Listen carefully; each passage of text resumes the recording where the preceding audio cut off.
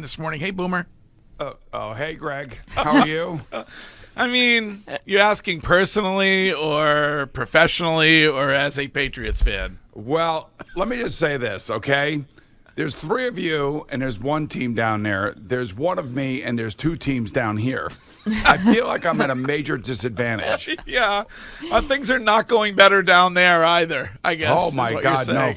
Football's not good on the East Coast right now. I don't consider Buffalo East Coast. I consider them, Western New York. So they're playing great. But our three teams, boy, I'll tell you what, the end of the year can't get here fast enough. Is Robert Saleh's job safe, or would Bill Belichick and Aaron Rodgers make a nice combination next season? Yeah, I don't know. I can't see Bill coming to the Jets, and I don't know the case for Robert Saleh. I could not make a case for him right now. Things are just falling apart. And even though they won last week and it was a nice little jolt, the fact that they got hammered yesterday, their quarterback got taken off, and he was in concussion protocol, that the whole team looked awful yesterday, and so did the Giants for that matter. But if I had I'd say 50-50 Robert Saleh's back next year, and I don't know. I just don't see Bill Belichick coming to the Jets, although that would be a big, what to Robert Kraft and the Patriots, that's for sure.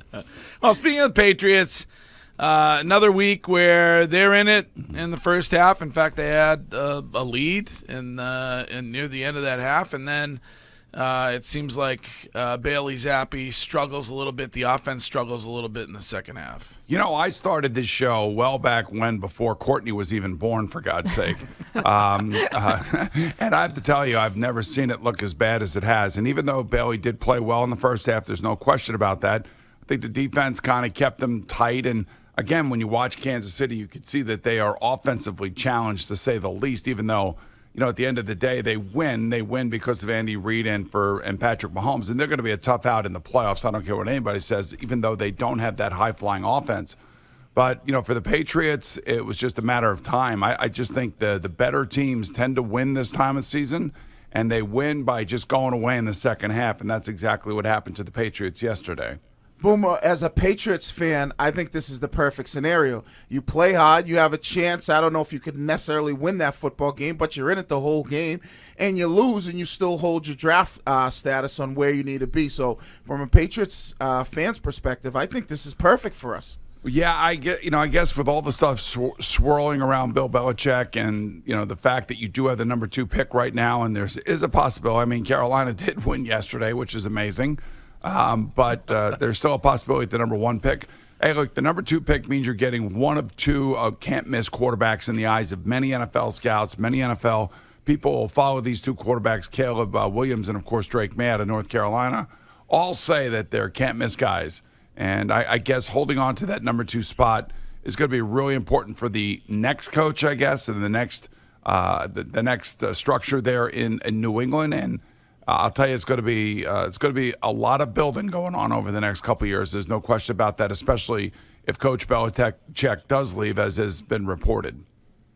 I know that you don't claim the Bills as one of your teams, but the way that they were able to shut out that Cowboys offense, does that mean more to you about the Cowboys or more about the Bills? It's more about the Bills for me, because I don't think the Cowboys are the team that they are when they're away from home.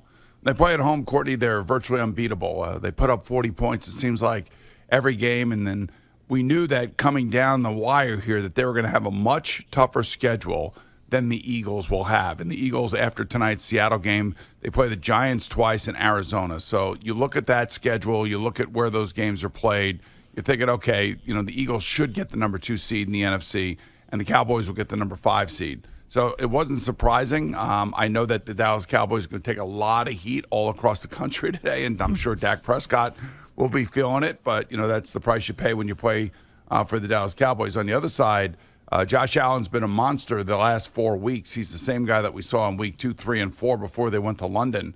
So maybe this is the real Buffalo Bill team that we're witnessing, and they're making a run to the playoffs. I would not want to play them with the way that they're playing in that first round of the playoffs, which it could be Jacksonville.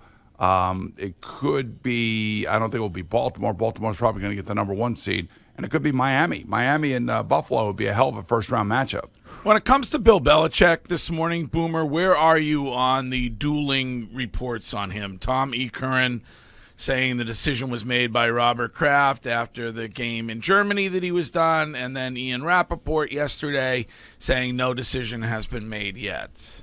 Yeah, I kind of feel like it's coming to an end. I mean, we all feel that way.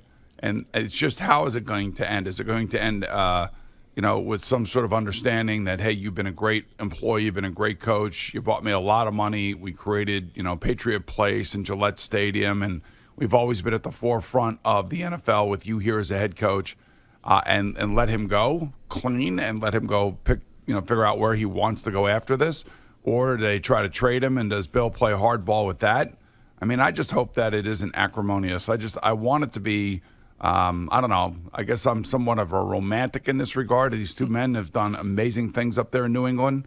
And if they're going to end, I want it to end clean, and I want it to end where they both shake each other's hands and say thank you for the memories. I doubt that's going to happen, but that's what I'm hoping I feel for. the same. Also a romantic here. I'm a serious romantic.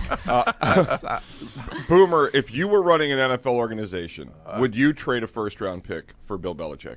I would not, especially, Bill Belichick's not going to want that no matter where he goes. He's going to want every asset he possibly can. And that's where I think he either says to Robert Kraft, we either split and we allow me to go become a free agent like most players would like to be, or if you're going to trade me, I'm not going there. So that's why I hope it doesn't come down to something like this. I don't want it to be ugly. I really don't. I mean, I've enjoyed covering Bill Belichick and Robert Kraft since 2001 on these radio stations up there in Boston. It's been a privilege to be a part of all of this, and I'd hate for it to end ugly. That's what I don't want, and hopefully cooler heads prevail, and they both understand, that what they've done together has been remarkable, and then they can leave it at that. And one day that Patriots can bring back Bill Belichick and celebrate the great coach that he's been for them. Question of the week for Boomer Esiason, brought to you by McFarland Energy, the trusted source in Greater Boston and North Shore and all of Cape Cod for home heating, oil delivery, and HVAC work. Joe Flacco says he wants to play in 2024. Is he a starter somewhere next season? He may be. He may be the Browns starter if he keeps playing this way. It's interesting. He said that he loves playing now because his kids understand what he was doing. And I was in those shoes back in 1997 when both Gunnar and Sidney really understood what I was doing, and they were enjoying coming to the games. I was playing, and I was playing well, and there was nothing like that after the game to celebrate with them. So I kind of understand what he's doing, and quite frankly, he can still throw. He doesn't move very well, but he can still throw at the best of them. So why wouldn't you want to come back and play him? Why wouldn't somebody give him a chance? So starter, I don't know, but definitely an insurance policy backup for somebody. Boomer, if Bill does come back here, what's the potential plan? Could he be like what they wanted to do with Brady at the end of the year?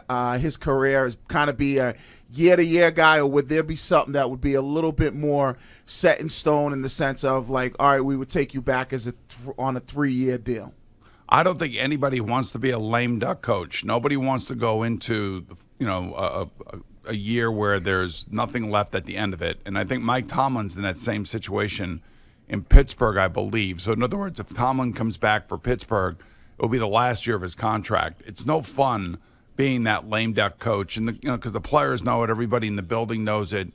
You got to be able to still have the hammer if you stay there. So I don't see Bill Belichick coming back on a 1-year deal at all. If anything, it would be, if he does come back, it would be with an extension of significance, and things don't change all that much. Maybe he would have to change his offensive coaching staff, because it seems to me like the offense has been the big bugaboo the last 3 years. And a lot of that is attributed to the quarterback, to the coaching. And, obviously we know that they're going to be going in a different direction in that regard. Boomer, if they're able to keep that first or second draft pick, would you keep Bailey Zappi as a backup here to continue to let him grow, or could you get something for him? Yeah, I don't think you can get anything for him. Again, it all depends on who the coach is. Like, I think if it's a new coach, you want a clean slate. You want a clean quarterback room. If you're going to draft a kid number 2, then you want a veteran in there to help him kind of go through the process and determine whether or not he's ready to play. Like, Bryce Young was not ready to play this year, yet they played him because the owner pushed him on the field. C.J. Stroud was certainly ready, but I still think it's important to have a veteran of some significance. But I personally, if it were me and I was given the keys to the Patriots, I would want to get rid of all the quarterbacks and get rid of probably, if not all, most of the wide receivers, and I'd want to start over with a clean slate from that group. All right, Boomer. I'm glad you joined us this morning. I was asked by some not to have you on because of the disrespect you showed to the Bruins jersey on Friday evening. Yeah, and what happened on Saturday? How you doing? How you doing? Listen, I'm a fan of the Rangers. I tell everybody that, and that's my one team that I will not stand for any nonsense. All right. That Brad Marchand, he's a pain in the ass. So was Pasternak too, by the way, who got a game misconduct. And by the way, that was his jersey. Oh, man. All right. Well, we will talk to you again soon. I understand there's a great deal on chicken cutlet sandwiches this morning all over the region down there. Yes, there is. Yes, okay. Yes. That story is long gone. All right. We'll talk to you next week, Boomer. All right. See you guys. Bye.